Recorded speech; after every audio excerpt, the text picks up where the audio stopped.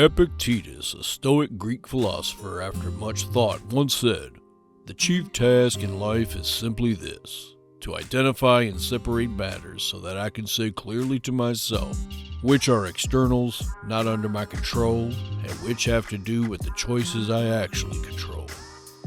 The most powerful men in history are those who know that pain and sacrifice is part of life.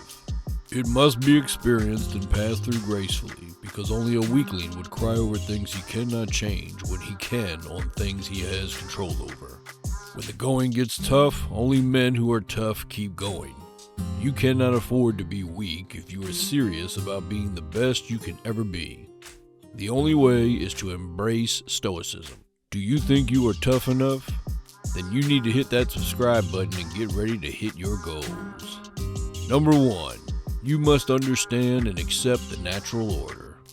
Wake up and let's get real with ourselves. Life is not fair, but it is no big deal because that is what makes nature work. Look out there. Only the fittest survive, and some things are just inevitable, so what are you gonna do? Stop listening to cowards that complain about everything, fooling themselves that life is a fairyland. It is not. It is a jungle out there. There are predators and prey. Wars happen. People get fired from work. People are in hospitals. And people make wrong choices and end up in prison. That is the reality out there.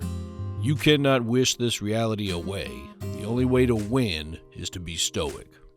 To be stoic is not to be indifferent or emotionless. Rather, it is to cultivate an inner sanctuary of calm amidst the chaos. It is to possess the courage to look life in the eye and say, "I accept you for what you are, formidable as you may be."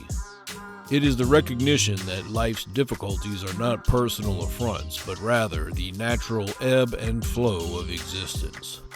Through Stoicism, we gain a profound understanding of the impermanence of life. We learn to detach ourselves from the illusion of control and embrace the uncertainty that surrounds us. In doing so, we discover the transformative power of resilience and adaptability.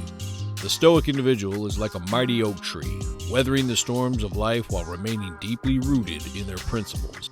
Accept the reality that life is tough, but know that within you lies the resilience to conquer it.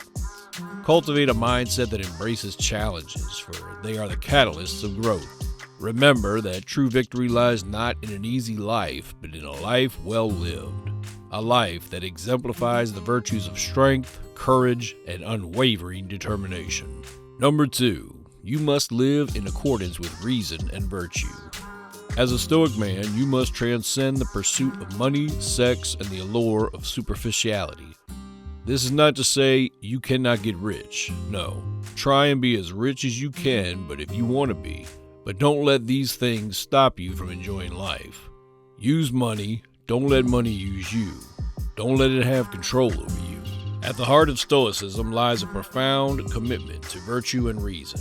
It beckons us to cultivate a character that is guided by principles, grounded in wisdom, and aligned with the highest ideals of humanity. It calls us to embody the virtues of courage, wisdom, justice, and temperance, and to navigate life's challenges with a rational and reasoned mind. Virtue, in the Stoic sense, is the foundation upon which a life of fulfillment and inner harmony is built. It is the moral compass that guides our thoughts, words, and actions. The Stoic individual strives to embody virtues not for external validation or societal recognition, but as an expression of their own authenticity and integrity. Number 3, the practice of negative visualization. Most times, things are not as bad as we think. The problem is a lack of gratitude for what we have. We feel entitled to many things that are not as secure as we think they are. For example, why do you think you cannot lose your job or business? It does not matter how much effort you have put in, these things still can go wrong. Stoic men practice what they call negative visualization. Forget about how negative the name sounds. This is actually a good thing, so pay attention to this. Stoic men think and prepare, even when things are going well. In the military, they would call this a contingency plan, in which all variables are explored and prepared for in case things don't go as planned. Have you ever thought about what you'll do if you lose your job? What if your wife leaves you?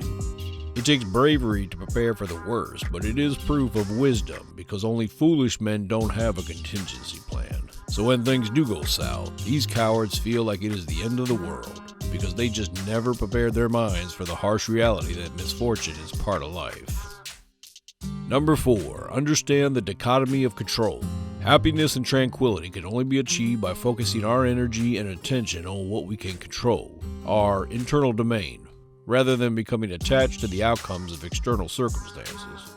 By doing so, we free ourselves from the constant fluctuations and uncertainties of the external world, and instead cultivate a sense of inner stability and peace. You always give your best, but always be prepared for the worst.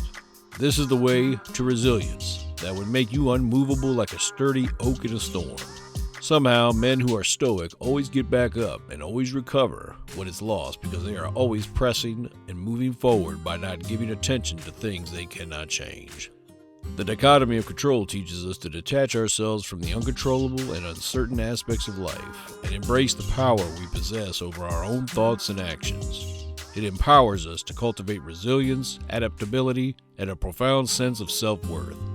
Remember, life's true treasures lie within the realm of your own choices and attitudes. Embrace the dichotomy of control and you will embark on a transformative journey towards a more meaningful and inspiring existence. I would leave you with this quote: "When the going gets tough, only the tough keep going." Are you tough enough to keep going? If your answer is yes, then subscribe for more. See you next time.